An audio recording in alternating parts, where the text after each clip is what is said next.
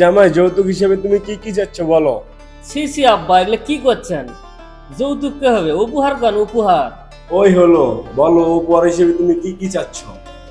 তেমন কিছু না আব্বা, আপনার মেয়ে যে গুণবতী, একটু বেশি কিছু দেওয়া লাগবে না, যে জিনিসগুলোর সাথে তার আছে ওইটা দিলেই চলবে।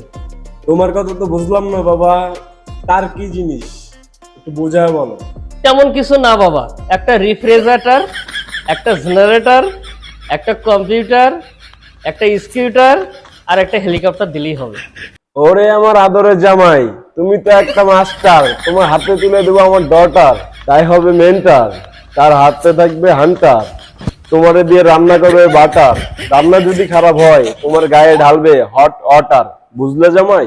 আপনি এলে কি শোনালেন? শুনে তো আমার মাথা কাল্লা সব ঘুরতিছে। চিন্তা করো না জামাই, আমার বেটিকে নিয়ে যাও, তারপর কি কি লাগে দেখতেছি।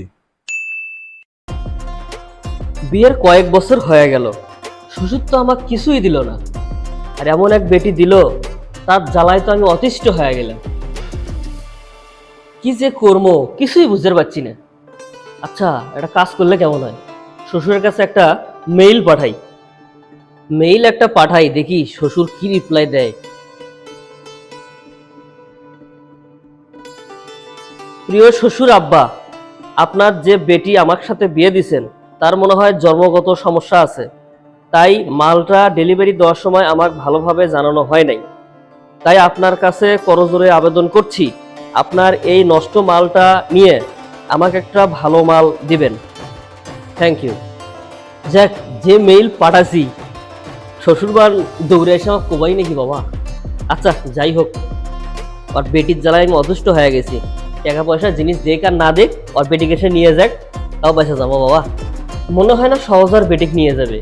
যে যেটি নিয়ে যা আবার বিয়ে দিবে, ওটাও তো জলে শ্বাস করে ফেলাবে। আমি এলে কি ভাবতেছি, শ্বশুর যদি সাথে পুলিশ নিয়ে আসে তাহলে তো সমস্যা। আইসে যদি পুলিশও কয় আমি আর বেটিক নির্যাতন করতেছি, এটাই তো বিশ্বাস করবে, কারণ প্রশাসন তো সব বেটি ছেলের দিকে। আসলে যে ওই আমাকে নির্যাতন করতেছি এটা তো পুলিশ বিশ্বাস করবে না।